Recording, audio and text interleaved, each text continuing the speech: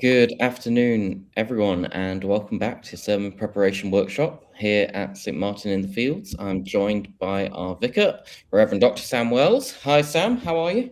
Good afternoon. Very good to see you. I'm sure you're breaking the frontiers of knowledge with your studies. Absolutely. We were discussing the atonement yesterday, in fact, and looking at it with through the lenses of disabled and black Christology. So, Oh, lots of new material for me to be delving into at the very moment. impressive. Um, It is great to be here. This week we are looking at Sunday the 15th of February, which is the Sunday before Lent. It is also the Transfiguration. So, Sam, my first question is about the Transfiguration. Obviously, we're going to talk about it in quite a lot of detail. But why isn't it a feast in the It is church? a feast Oh, in it is. August. There's a Transfiguration Day. I Ah, can't remember exactly which day it is. It's a day at the beginning of August, and I think the answer is because we're on holiday. right. It's not a particularly pastoral, liturgical, or Yeah, theological answer, but I think it's just a fact. And so, when the Revised Common Lectionary was created in around about 1970, I think the readings for the Sunday before Lent were every year was Transfiguration. So it's one of those Sundays where, when a colleague and I put together the Book of Eucharistic Prayers, we just got the same prayer for each Sunday yeah, because, like the Baptism of Christ, there may be different versions, but it's basically the same material. yeah. So it's one of those, and the Good Shepherd Sunday, the fourth Sunday of Easter, is the same. And the Thomas, the second Sunday of Easter is the same. Those are probably the four All Saints. Those kind of, there's a handful of those Sundays where basically it's the same every time. Right. And so why is there a particular reason, as far as you know, why it's marked just before Lent as a kind of I guess that, I'm sure a lot of this is rationalization, but one of the things about the Transfiguration is you've got a sense of conflict and of a turn towards suffering. This is the sort of halfway point in the gospel where we turn from Jesus' ministry in Galilee to his journey towards the cross, and Transfiguration is a sort of threshold moment in that. And if that's partly what Lent is, then I guess in some ways it's a bridge. I mean, the difficulty with the liturgical year is that there's a danger that you cram everything into the 3 or 4 months between Christmas and Easter, and then there is the rest of the year. yeah. In which what do you do with that? Because you've concertinaed the gospel stories into January and a bit of February if Easter's late, and then you have extra material. Mm, So that tends to be the problem by overthinking this period between Christmas and Lent. But that's more or less. I think that's more or less why Transfiguration is on this Sunday. I do think it's the most underrated motif in the Gospels theologically, and I think it is a great theme to preach on.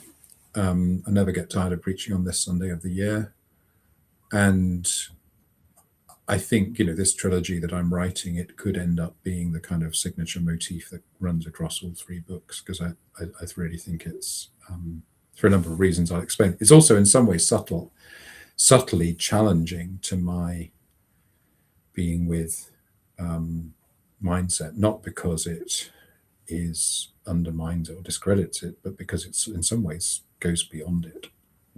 interesting.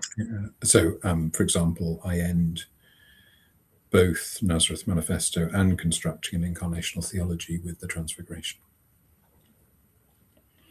So tell us, perhaps before we go into the detail of the readings, could you perhaps just give an overview then, with that in mind, of what is the Transfiguration? What are you talking about? What happens at the Transfiguration? What is the big deal? Well, Jesus goes up on a mountain. So, okay, immediately, the trigger alarm goes. What does mountain mean? Mountain looks back to Moses, Ten Commandments, Sinai, goes back to Elijah, Mount Horeb, still small voice, earthquake, etc. Mm. And lo and behold, this is a story about Moses and Elijah. Who knew? What an amazing coincidence. And then it looks forward to the mountain in which Jesus ascends to heaven. And obviously, traditionally, he's crucified on a hill, really, rather than mountain. So I don't think you need to overplay Golgotha as a mountain. But the expectation that he will return on a mountain. So, already mountain is saying this is a signature moment. And then it's a story about three conversations. So conversation one, he is dazzling white. He is transfigured. Now, obviously, that's an interesting notion. But when I talk about essence and existence, I talk about existence being this reality that we know, essence being the even deeper reality that is beyond us and eternal. And transfiguration is a crossover moment between the two.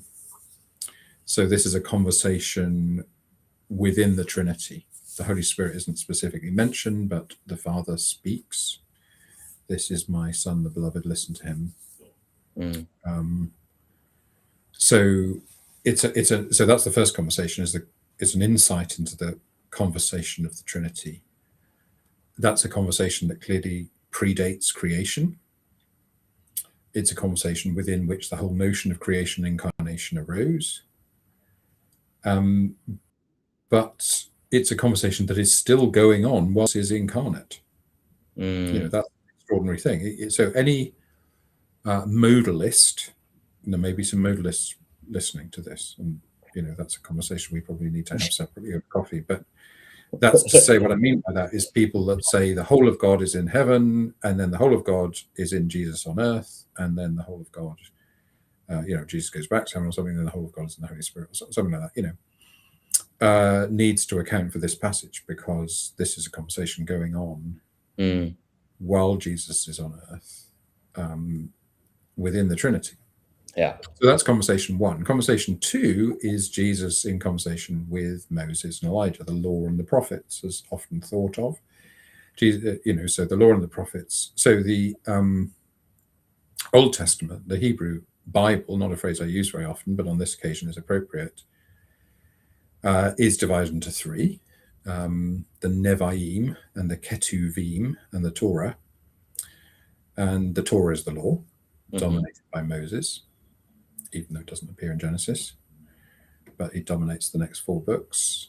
Then you have the prophets, the Nevi'im.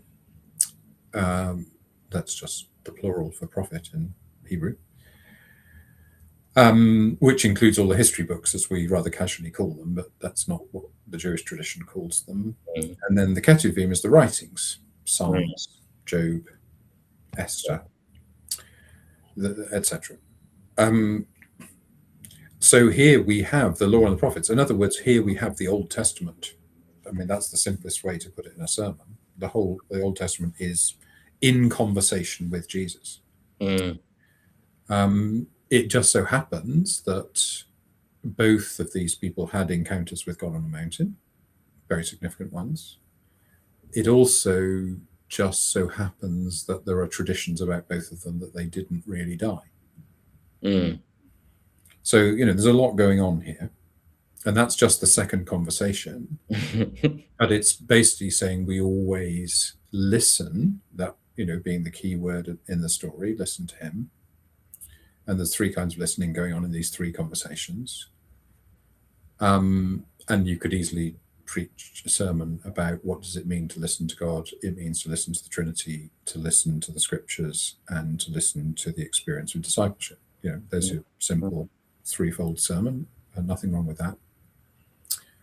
Nothing wrong with that, except for I'm a bit nervous, even though I've done it myself. I'm a bit nervous of sermons on the Transfiguration that are really about us, because I think the Transfiguration's, it's very much about God and who Jesus is. It's a profound theological moment, and to sort of reduce it to a kind of sort of take away ethical, how do we live our lives better kind of thing. Yeah. However, you could do a lot worse than that threefold listening sermon. Then conversation number 3 is with the disciples, who say, let's make 3 booths, which is, a traditionally dumb thing to say. This is one of the dumb disciples moments. Dumb disciples falling asleep in Gethsemane. There's the dumb disciples at the feeding of the 4,000, forgetting that Jesus did the feeding of the 5,000, and this is a bit of a rerun. There's the dumb disciples calling to be on the right and left hand of Jesus in glory. There's the dumb disciples saying, shall we call down fire from heaven on the Samaritan villages? And this is a dumb disciples moment where they say, hey, Moses, I'm not sure we ever met when we were at college. It's great. Well, this is very special, isn't it? What a treat. You must come over. Bring Elijah. We'll put some booths up for you, gazebo. Take a seat. It's only a deck chair, but you're very welcome. This is a dumb disciple story. It's all, it's funny.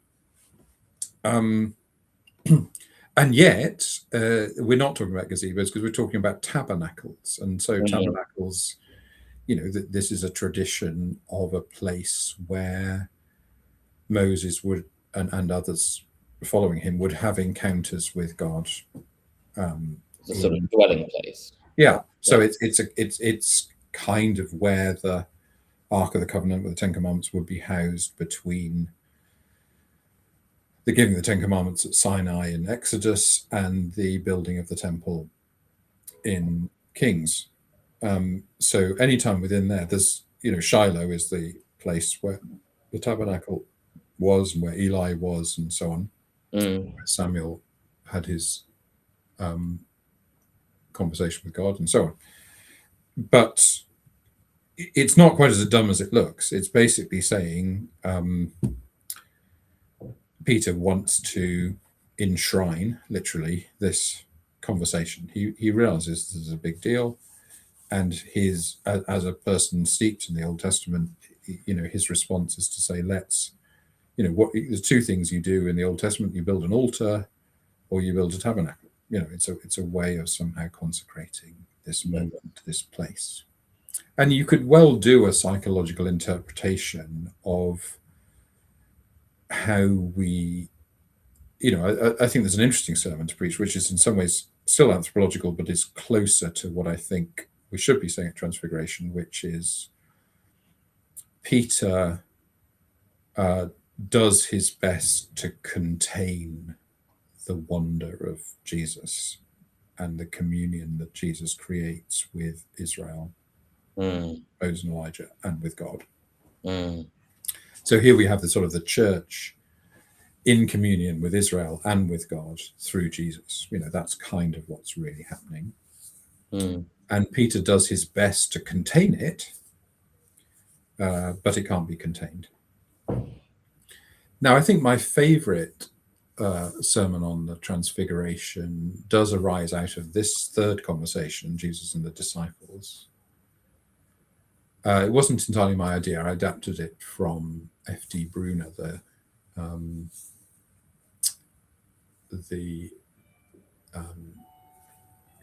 commentary writer on Matthew. But he talks about, and I sort of expanded this into a whole sermon, about how the whole gospel is in that one verse where Jesus comes to the disciples,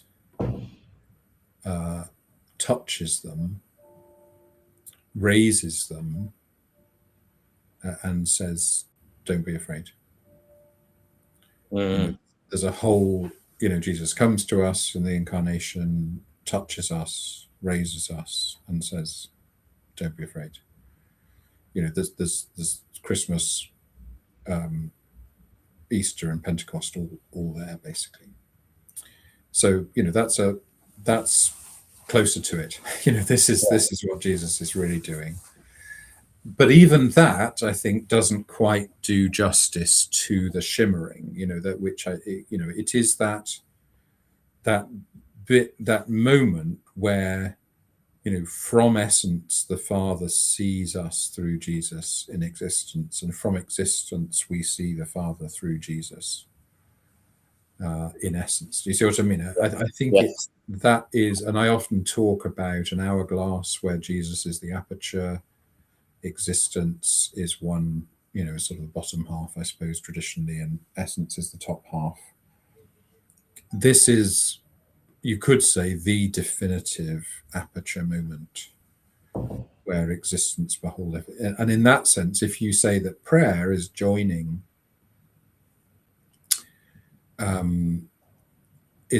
Jesus in the aperture, in a sense, spying essence from the point of existence, awe and wonder, thanksgiving, spying existence from the point of essence, confession,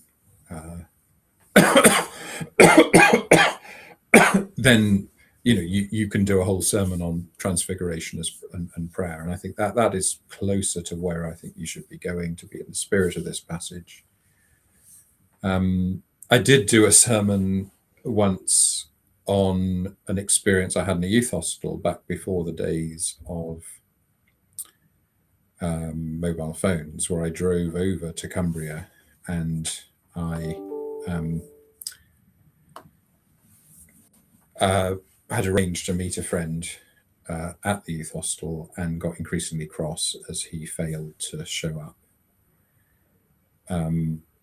And over 30, 45 minutes, I'd gone through the terrible car accident, reaching out, and I'd gone through the he just forgot, or an old girlfriend rang up and he couldn't be bothered to tell me that he had a better offer. I went through the full range of explanations, and then when I'd just about given up and was thinking, do I go for a walk on my own or just drive home and be cross, he appeared at the coffee machine with his slippers on. And I sort of looked at him, as you do when you're sort of half thrilled and half cross. And it transpired he'd been waiting for me upstairs, and I didn't realize there was an upstairs. So it was nobody's fault, really. Yeah. We still laugh about it. But the point being is, this is the moment in the Gospels when the disciples realized there was an upstairs. And they hadn't previously, because they hadn't been there at the baptism. And I think that's the next thing to say about this passage. It goes on and on, really. That's why I love this passage so much, because I know why it's such a great passage to preach on, is because you're never short of new material.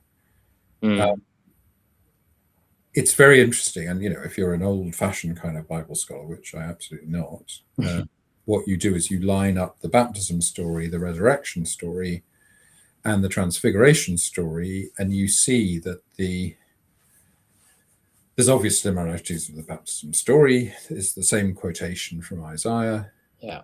Is the core of it.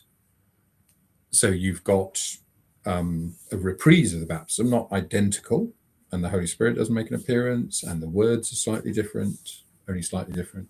But obviously, there's a real similarity there. That the sense of the heavens opening and Jesus and the Father having a conversation is the same, and the endorsement, "This is my beloved Son." But there's also a sense of the resurrection, a different kind of open heaven, a different kind of revelation, no words from heaven from the Father, and yet that sense that all has been revealed and Jesus' true identity is disclosed. So I wonder if there's something of the ascension as well, it feels like, as a kind of... I guess there is a little bit of that. I hadn't thought of that quite so much. No. But you could say, as I like to say on these occasions, the whole gospel is in this story. And I think that would be a way of doing a theological treatment in a more accessible way, because people get worried about theological thing. It's all terribly precious, never touches the ground, and it doesn't tell you what to do about ice in Minnesota, or whatever you're thinking you should know what to do about. I think this is one of the Sundays of the year where you do need to put that desire to have a practical takeaway. You have to sort of relegate that a little bit, because this is a very holy moment. This is a disclosure of the true reality of who Jesus is. It's a very high Christology. This is the Trinity. This is Jesus as a member of the Trinity, being, in a sense, re-endorsed, confirmed, if you like, sort of baptism, confirmation. This is the confirmation moment. That you've got to engage with that, it seems to me, and that sense, and you pick this up in the 2 Peter passage with veiled faces. Yeah. So, I think if you imagine a kind of exotic Middle Eastern context with a veil between 2 rooms, where the women folk no doubt are beyond the veil, and maybe there's something sort of romantic about it, but this is a passing through the veil moment, where we either pass through or the veil separates and we see the truth. But the point about transfiguration is, our current, our earthly, our present, our existence truth doesn't cease to be true, but we see the essence truth beyond it. That's why I think it's such a definitive passage. And then there's just one more. I know I'm doing a lot of talking. But no, it's great. There's only one more thing that I'd like to talk about, which has become a bit of a signature tune for me. I did a Radio 4 broadcast about this. I've written about it in 2 or 3 places, and it's become, in terms of the sermons that I've preached at St. Martin's over the years, it's become pretty much the one that people most want to come back to, and it's part of the Being With course, which is the 3 kinds of prayer. Your loved one has dementia. I think in the broadcast it was cancer. There's the prayer of resurrection, where they get better. There's the prayer of incarnation, where God is with them, whatever happens. And then there's this sense of beyond, this prayer of transfiguration, where this becomes the defining moment of their life, where they see God and themselves like never before, where their relationships are transformed by the experience of the intensity of being close to death. And even though they would not have wished them on their loved one or themselves or their family or friends, they feel more alive than they've ever felt before. And I think that has become my definitive prayer when people approach me and ask for prayers for healing or something, that it's a transfiguration prayer. I think that's what I'm praying. In a sense, when I put that sermon together, I was really reflecting on many years of praying with people and how you do pray for people when it seems kind of bleak, and how you feel like almost stupid to pray the resurrection prayer, because you know they're not going to get better, and it feels unfair, and they're setting them up for great disappointment and anger. But other Christians who pray that prayer, and you feel that if you're a real Christian you would. And then there's the prayer of incarnation, which is faithful and trusting, but can sometimes feel a bit defeatist. Is that all you got? And then so transfiguration in a sense transcends both of those prayers, and pastorally it's one of the most helpful insights I think I've ever landed on, as far as people saying, well, that that was everything that I needed. I find it interesting, and just from hearing you say that, about that the transfiguration for Jesus happens not at a particularly dramatic moment. Obviously there's this kind of turning point moment, so it is a defining moment in terms of turning towards Jerusalem, but it's not like the transfiguration happens on the cross. There's something interesting that it's not actually a particularly bleak moment, but in his life or in his story, but that this moment happens. I don't know. I think that it is, to use a Latin phrase, in medias res. In other words, it's in the middle of things. It's it's on a road from one place to another. It's Yeah. So I remember going to Mount Tabor, when I had some time in the Middle East. It's I think it's just about in Galilee, but it's not. It's kind of on the southern end of Galilee. It's not anywhere in particular. Mm. And that is that is quite significant, I think. But whether you wanted to focus on that as being the one thing you wanted to pull out, I probably doubt. But I think in a sense, what you're saying is more background on the fact that we don't make a big deal of this story. Yes. It's not Christmas. It's not Easter. It's not up there in the Premier League of Christian moments. Absolutely. I do wonder if it should be. Mm. We don't have our public holiday. It's not like even Ascension Day was once a public holiday, and I certainly got a half day off school when I was growing up. Pentecost, Whitsun, it's associated with bank holiday and so on. But Transfiguration, no. And you'd think that this would be up there with Pentecost as one of the big. It'll be Tottenham Hotspur. It's not going to be Liverpool probably, but it's it's at the bottom end of the top six, as it were. Yeah. Well, that's Liverpool at the moment, I'm afraid, unfortunately. It's certainly not Spurs. I mean, and I think for me, devotionally, it has become, almost my sort of signature festival or moment in the Gospels for all the reasons I've explained. Mm.